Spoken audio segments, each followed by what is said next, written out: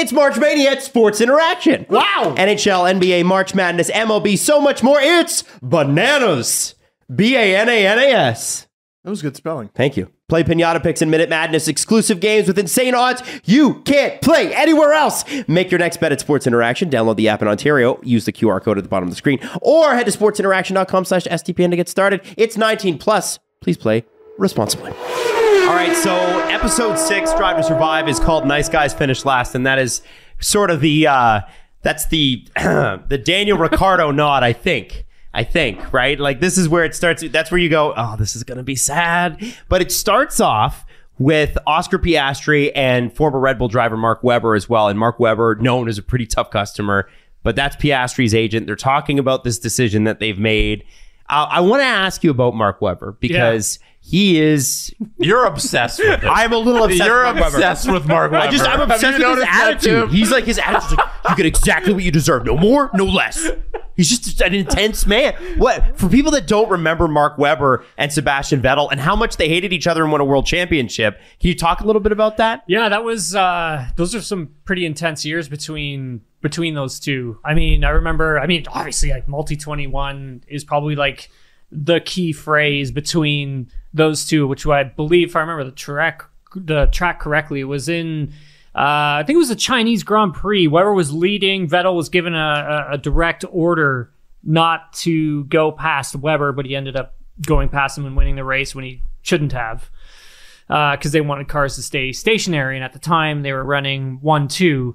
And that was like a huge fracture in their relationship between each other. I mean, his book is outstanding if you've never read it. I've heard it's great. It is great. It's next on my list. It's so good. Like, he is very transparent. He's open and honest with pretty much everything. And I think, like, that's who Mark Webber is, right? Especially when he was in Formula One, he would give it to you straight. And I think behind the scenes, he did a lot of massaging of the media last year, simply because of his relationship with Piastri. And so, you know, there was a lot of, hey, Piastri's going to Williams. He's going to be taking Nicholas Latifi's spot, you know, halfway through the season, which, you know, wasn't true. So were they talking? I don't think so. Like, from my understanding, there hadn't been much talking between the team and Piastri and Webber. And I remember even sitting down with Nicholas, even saying to him, like, hey, these rumors are out there. Are they true? And he's like, no, they're not true. I have a contract with the team. I'm not going anywhere.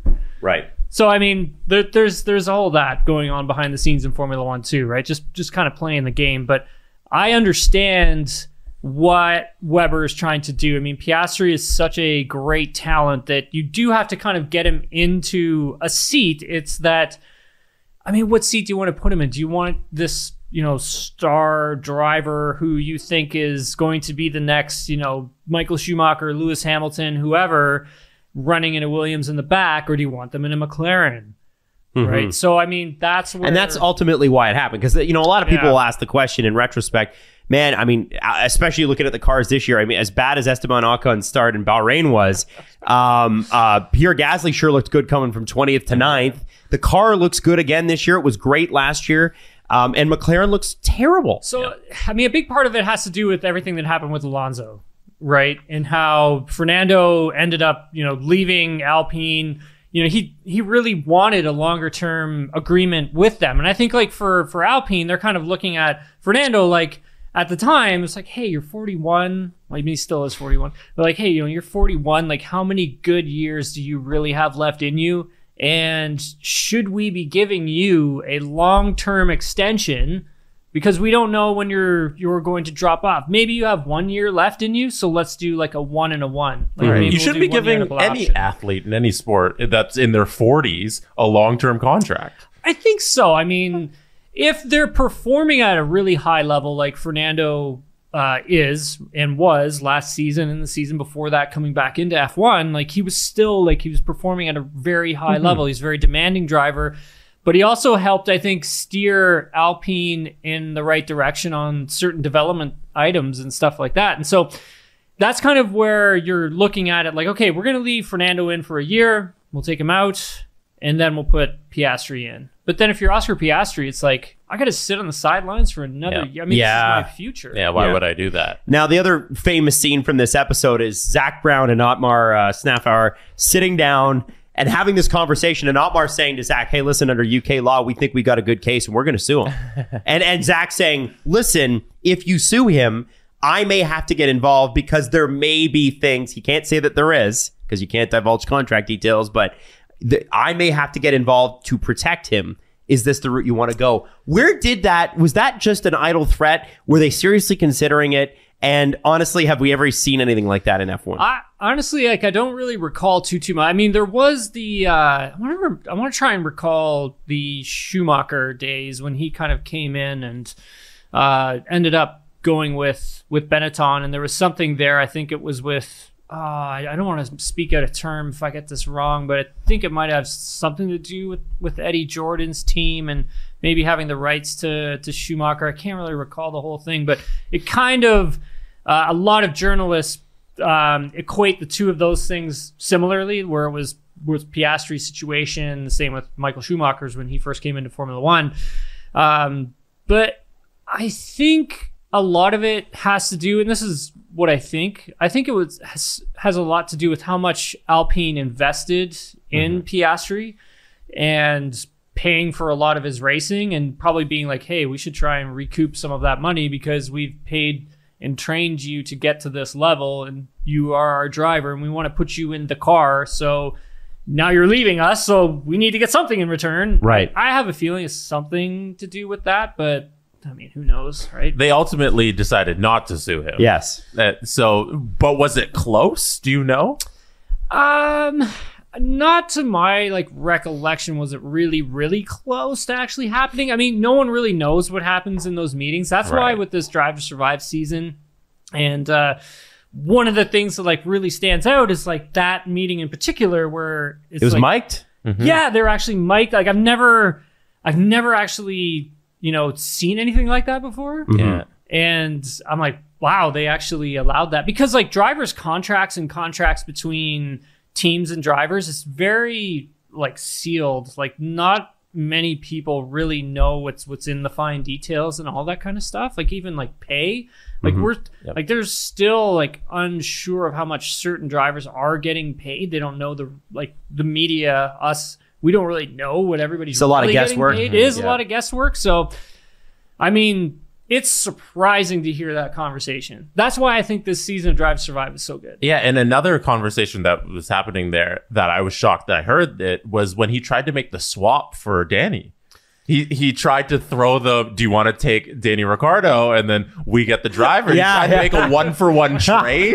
I was like, does he have the authority to make trades with the driver? And they didn't want to bring Danny back after he left, all those years ago. That's one of those things with Formula One that I'm always wanting them to do, where it's if you with NHL trade deadline, that's a big time. Same with NBA trade deadline or free agency, where it's this is the time the market is open. This is the time we can do stuff. And for Formula One, I've always kind of been they need to do some sort of a trade window where it's okay, we want Dan Fallows and we'll give you Adrian Newey. Right. Right. Guys behind the scenes too. Right? And Adam, you mentioned the episode begins with Mark Webber, but it didn't really, because it began with Jerry Halliwell and Christian Horner. Oh, yes. And Jerry hands Christian a beer and they start talking about silly season.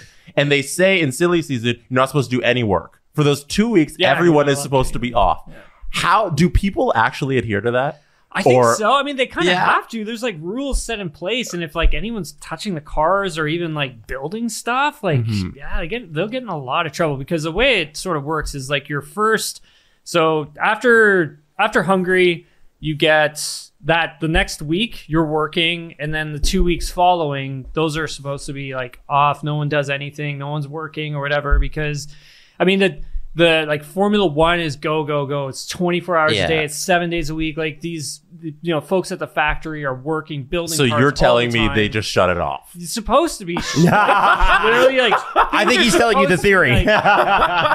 Things are supposed to be cranked down. Whether I don't know if they are or they aren't. The rumor is that Daniel Ricciardo got paid $18 million of, I think, a $20 or $23 million salary to not race for McLaren this year. Had Otmar taken that deal, McLaren would have been off the hook for the $18 million that they paid out. Sure.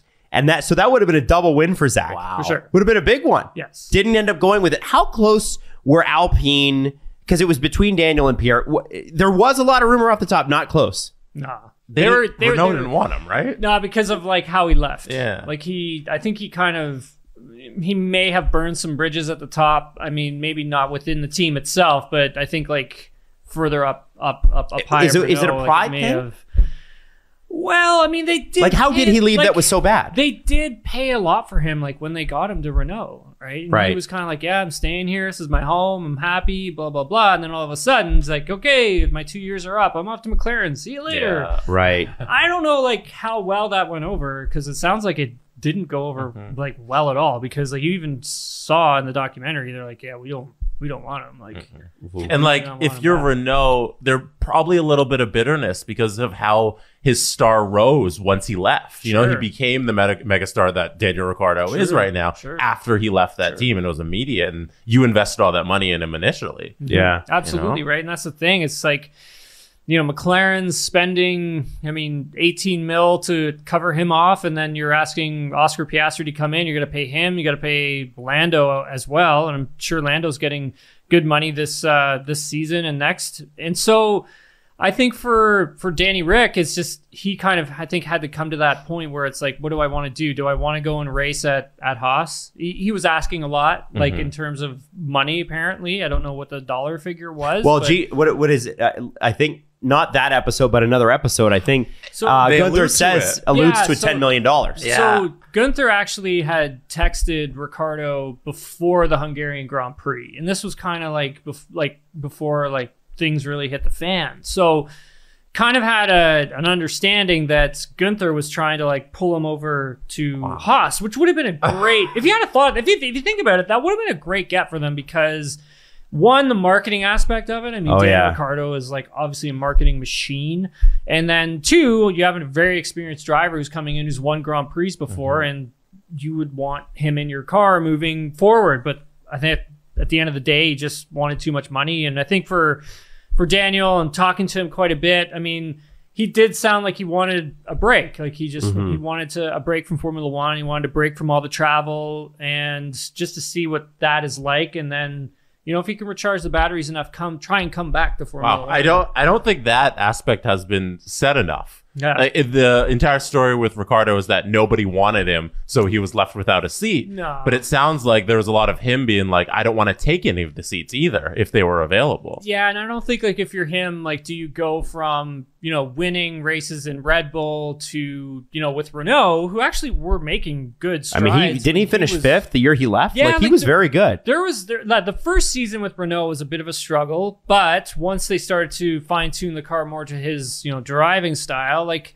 the team started to have some success when he was there in his second season. And I thought, yeah, I mean, if you're Daniel Ricciardo, why wouldn't you want to stick around for a few more seasons at Renault? It'd be good money. It's a good team. They have lots of money for backing, and the team's on the right trajectory. Sure enough, right? And no, I'm leaving him going to McLaren because I think they're going to do better. But, you know, they had, 2021 was pretty decent for McLaren, and you know, in 2022, I mean, it was okay. It was all right. And then now we're into 2023 and they're it's wild. 19 and 20th. Wild.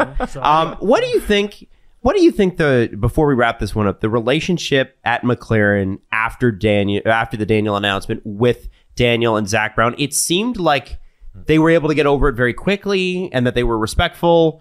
How does that work? Yeah, that's the thing with racing, right? You don't ever want to burn your bridges. You don't want to make enemies with folks in the paddock, especially not someone like, you know, Zach Brown. If Zach Brown's going to come and give it to you straight, you're not performing, we have to replace you. And as a driver, you have to kind of take that one and just be like, okay, you know, thanks for the opportunity, and we'll try and catch on somewhere else, because you never know where you're going to work with these individuals. It's a very small community, and you never know where you're going to work with someone again at another team. And so it's always important to make sure you just keep the relationships as, you know, as healthy as possible. And I think on top of that, there is that conversation in Italian between Daniel and I don't know who that person is. And he says, don't trust. I told you not to trust Zach Brown. Oh yeah. I don't know who that individual was. I just thought that was wild that they threw that in there. Yeah, I don't know why. Like I don't know. I mean, for the most part, Zach seems pretty transparent. I mean, we jumped on a media call with him during their car launch, and he said straight up to us, like, hey, the car's not going to be that good starting off the season. I think the editors and the directors and the producers, they tried to paint him as a villain. You know, not like Christian Horner and Toto Wolff level, but the step below. You know, with the other tier is that Zach Brown is the one to beat. He's the villain. And Otmar's this nice guy who's just ironing shirts. Somebody has to be a villain in this kind of storyline. And even with the we'll get to that in episode 8, I believe, with the letter to Red Bull. Yeah, that was kind of this is his arc. It's a villain arc for Zach Brown this season. He's a tough guy. Hey, that's episode 6. And remember, before and after every single Grand Prix this year, Tim is going to have shows on Nailing the Apex on SDPN. So be looking out for those like Thursday, Friday, Sunday, Monday, and of course you're going to do midweek shows as well. Absolutely.